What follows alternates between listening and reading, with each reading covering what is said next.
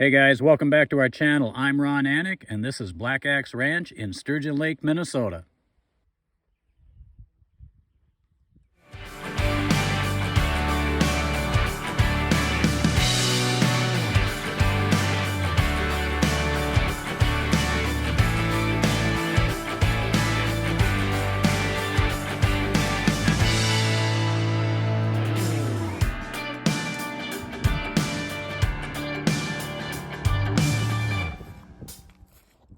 Well, welcome back to the wilderness here in Minnesota. We got mosquitoes aren't too bad today. They seem to have been replaced by the deer flies, which sometimes I swear are worse than the mosquitoes. But yeah, you can't seem to win up here in Minnesota. If one thing isn't going to bite you, something else will. But we're out here checking out our fences. Everything looks okay here, but we do have to go around regularly and make sure that the fence wires are staying tight, tighten them up every once in a while, and also make sure that no trees fell on them, branches, limbs, anything like that. For those of you that watch regularly, you've seen those videos out there where we put up the fence and expanded the area. And for those of you that haven't seen them yet, check out the tags here. If I can get my finger to point at the right spot, we'll see. And check out some of our other videos out there about when we expanded out to the field here, and also put up our fence here. Seems to be pretty good. I think I might have to tighten up a couple of those spots, but we can do that later. Everything looks pretty good, at least this section. Of course, we got a whole lot more that heads off into the woods there. Anyway, for those of you that follow us regularly, last week we posted a video on Thor, and that's been kind of our theme here for these, for last week, this video, next week, we're going to sort of profile each animal that we have here. So this week, Ruby got the short straw, so we're going to kind of profile her. But first things first, we got to continue to check these fences here, and then after that, I know they got access to all that grass there and stuff, but they're still kind of our babies, and we like to give them a little bit of a treat every now and then. So I'm gonna give them a little bit of high protein grain just to chew on for a while, and so we'll see how they like that before we get on with today's subject, Ruby. So we are gonna give them a couple scoops of the high protein grain mix there, along with some whole oats.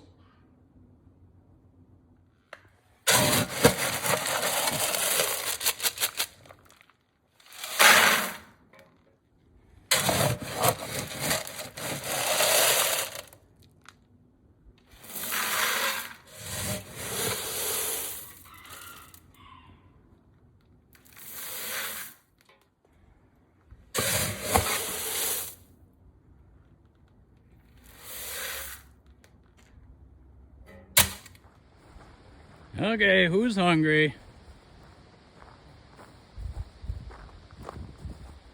Well, don't all jump up at once.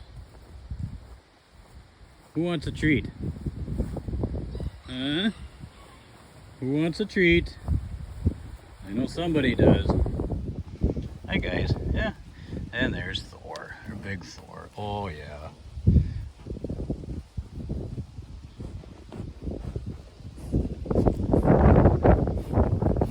How are you? How are you today? Yeah. Okay. Let's get you guys some food here, huh? Alright guys. Here we go. Yeah. There we are.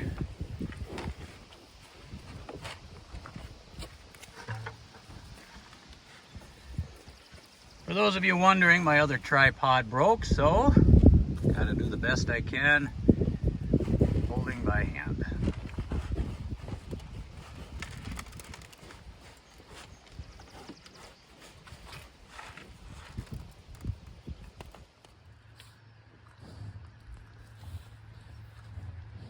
Hi, sweetie.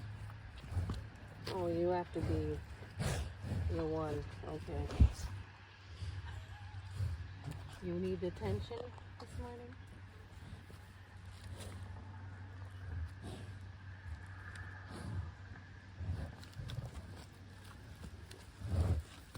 said I'm in the spotlight. Yeah. He goes, she can't be profiled. It's all about me. He's jealous. Because I'm a star. That was last week, buddy. You're old news. Aw. He's like, what? He's like, come in here and see. Yeah.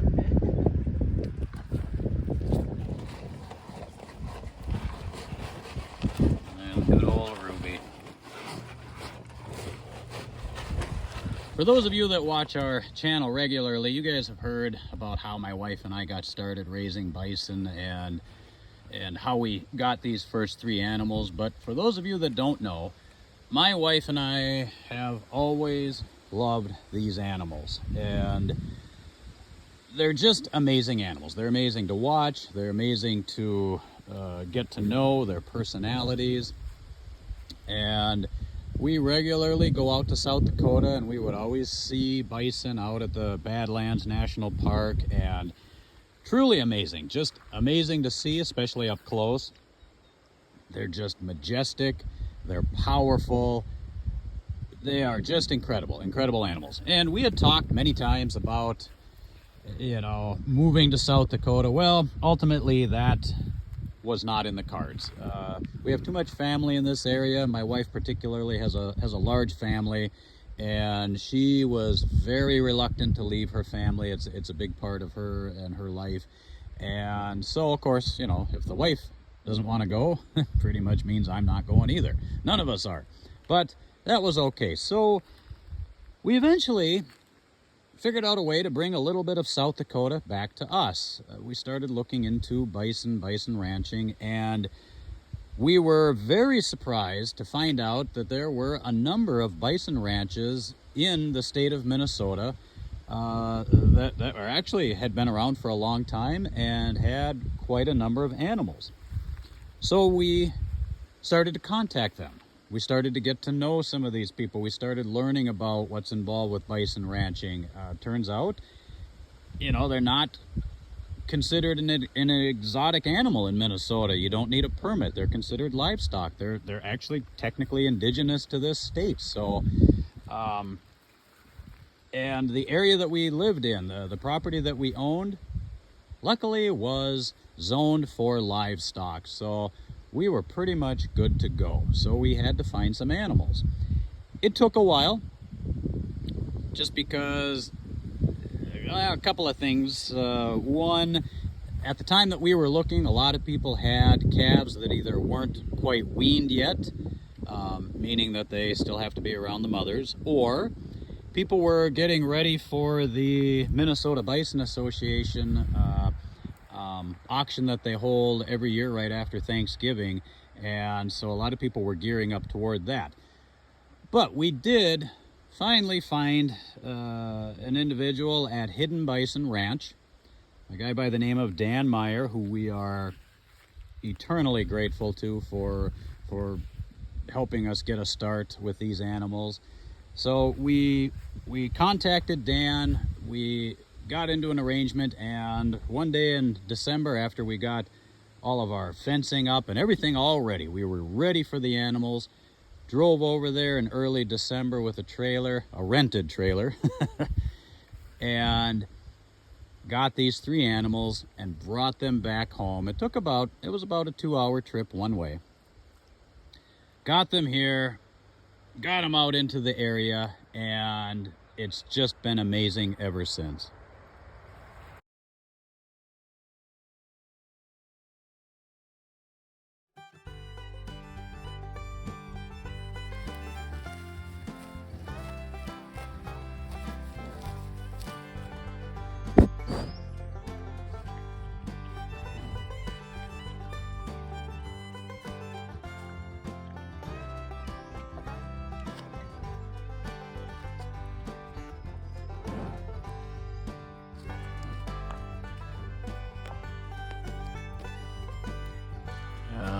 Pettins. Oh, Ruby. Ruby's jealous. Oh boy. When all 3 of our animals came to us, they hadn't been weaned for too long. And in fact, both of the ladies, Ruby and Sapphire, were bottle fed as babies. So that actually makes a big difference in how they interact with people. What are you doing?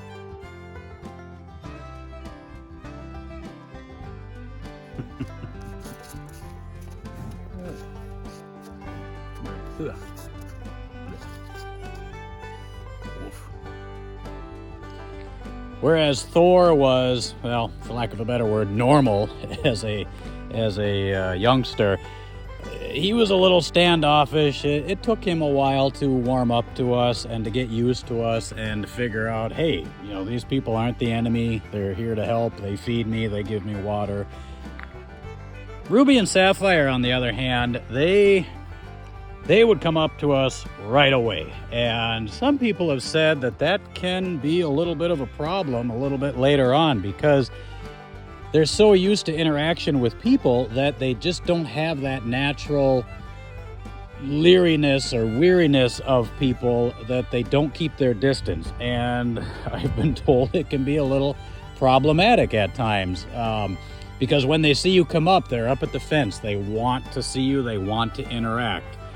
And let's not forget that these are herd animals. They have that herd mentality. They want to be around other members of the herd, and the herd can be other bison, or it can be what they're used to, people. In this case, us. So whenever they see us, they're not every time, but they come up to the fence quite a bit. My wife loves to go up to the fence and pet them and you know, give them a little bit of love. And sometimes they like it. Sometimes they're a little more, you know, meh, kind of standoffish a little bit. But that's okay.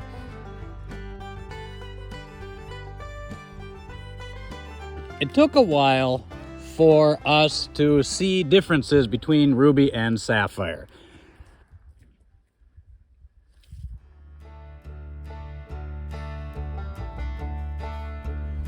Of the two ladies, Ruby is definitely the dominant female. But she's not dominant in an aggressive way. It's more of a passive kind of dominance. But she is definitely the leader of the group. Many, many times we have seen her. If she walks off, Sapphire will follow. And if Ruby and Sapphire are going someplace, Thor is going to be right behind them. They are generally very close to each other.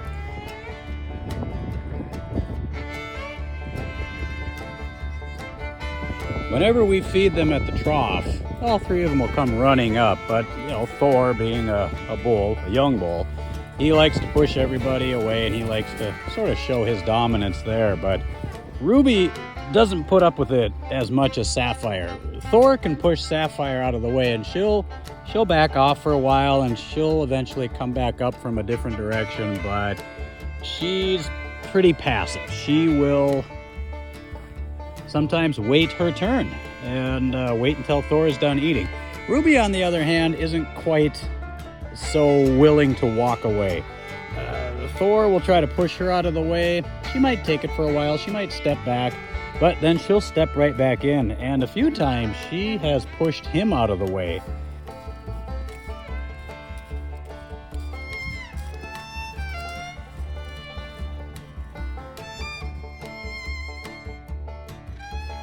Now, part of this might be because they are the only three animals out, you know, on this ranch. And we're kind of curious to see how that's going to change. Hopefully it doesn't really, but we are very curious to see how their interaction with each other and their interaction with us may possibly change when we get more animals.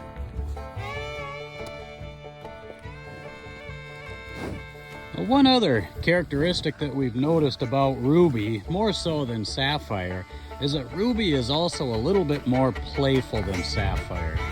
I mean, don't get me wrong, Sapphire will play and she'll run with the others, so will Thor. But a lot of the times, Ruby is the one that gets a little giddy kicks up her legs and starts kind of running around and actually really gets the other animals kind of going as well in the process. So many times we have seen they're all just kind of out there, just kind of calm, casual, and all of a sudden she's like a cat and she just decides she's got to be in a completely different part of the pasture, and she'll start getting what they call the zoomies. She'll start racing around, and pretty soon Sapphire's doing it, and then even Thor will come along and run around and bounce around. And Ruby is also our dedicated bunny hopper. She loves to do the bunny hop, and a lot of the times when she comes in for a landing, she does a couple bunny hops, and some of you have seen that in some of our other clips as well, and it is absolutely hilarious when she does it.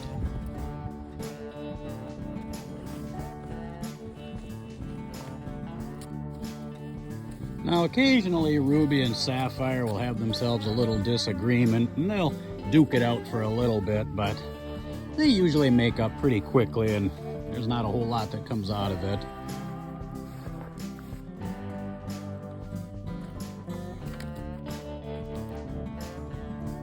And Ruby can also be quite a ham.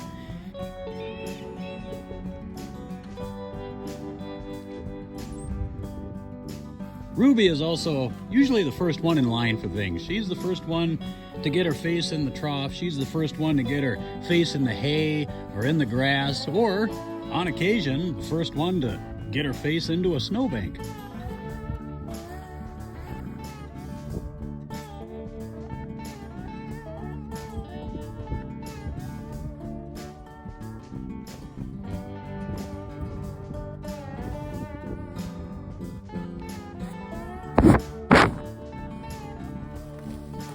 Yeah, Ruby is definitely an interesting character. She's got a lot of personality. She's just an awesome animal. All three of them are. And we love having her on the ranch here.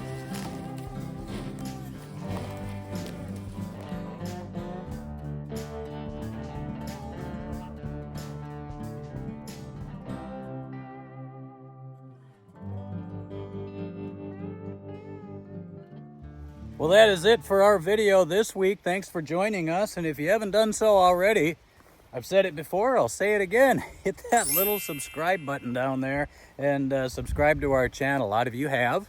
Some of you haven't. And I know who you are. Just kidding. Can't see any of that on the computer. Don't need to freak anybody out. But hey, go ahead and throw us a subscribe. It really does help to motivate us to make these videos.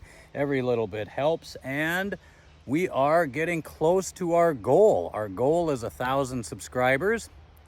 We're almost there. We're almost 3/4 of the way there. So keep hitting that button. So thanks for joining us this week. We'll see you next week where we profile Sapphire.